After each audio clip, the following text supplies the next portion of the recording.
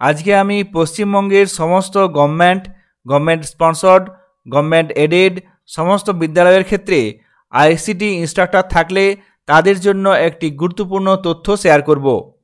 প্রত্যেক জেলার district inspector of schools থেকে প্রত্যেকটি স্কুলকে আইসিটি ইনস্ট্রাক্টরদের সংক্রান্ত বিষয়ে একটি গুরুত্বপূর্ণ মেল করা হয়েছে। এই মেলের বিষয়বস্তু হল submission of engagement and other relevant documents of instructor. ICT ইনস্ট্রাক্টরদের এনগেজমেন্ট এবং অন্যান্য তথ্য জমা করতে হবে। সেই সংক্রান্ত বিষয়ে এই মেলে বলা হয়েছে, আগামী 4 জুনের মধ্যে সমস্ত আইসিটি ইনস্ট্রাক্টর যারা HRMS এর মাধ্যমে বেতন পেয়ে থাকেন তাদের ক্ষেত্রে এনগেজমেন্ট সংক্রান্ত বিভিন্ন নথিপত্র জমা করতে হবে। কি কি নথিপত্র জমা করতে হবে, কিভাবে কোথায় পাঠাতে হবে, সেই বিষয়ে আজকে আলোচনা করব। এখানে দেখুন, the documents as said must be submitted to this office by 4th June 2024। আগামী 4 জুনের মধ্যে সমস্ত আইসিটি ইনস্ট্রাক্টর যারা HRMS এর মাধ্যমে বেতন পেয়ে থাকেন তাদের সমস্ত তথ্য জমা করতে হবে। কি কি তথ্য জমা করতে হবে? 1 নম্বরে দেখুন এখানে date of initial engagement or joining. 2 নম্বরে আছে engagement letter from agency on date of initial joining. 3 নম্বরে আছে qualification documents on date of initial engagement. 4 নম্বরে certificate of experience before time of engagement. 5 নম্বরে certificate of break with date of joining after break or continuous service. যদি কোনো continuous সার্ভিসের experience থেকে থাকে সেক্ষেত্রে সেই সার্টিফিকেটও লাগবে। 6 নম্বরে আধার কার্ড অ্যাজ আইডেন্টিটি প্রুফ।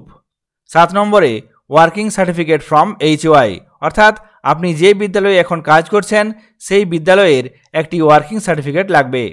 এই 7টি ডকুমেন্টস প্রত্যেকটি আইসিটি ইনস্ট্রাক্টরদের জন্য জমা দিতে হবে এবং এগুলি বিদ্যালয়ের তরফ থেকে একটি নির্দিষ্ট ইমেল আইডিতে PDF আকারে পাঠাতে হবে।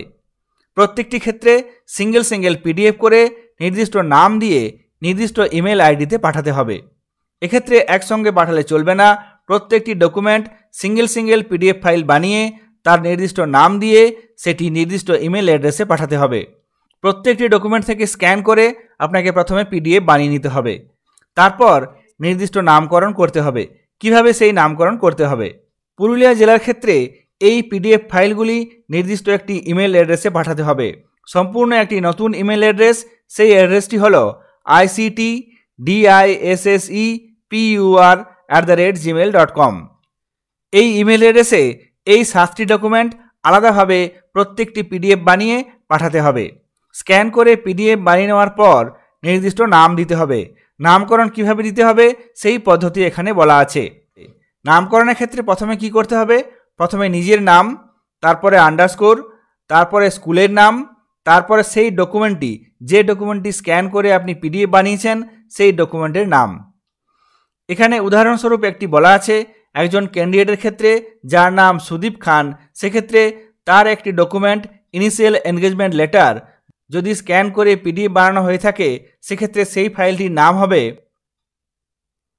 সুদীপ খান, তারপরে আন্ডারস্কোর, তারপরে সেই স্কুলের নাম চিত্তরঞ্জন হাই, তারপরে আন্ডারস্কোর, তারপরে সেই ফাইলটির নাম যে ফাইলটি আপনি স্ক্যান করে PDF বানিয়েছেন, অর্থাৎ ইনিশিয়াল এনগেজমেন্ট লেটার।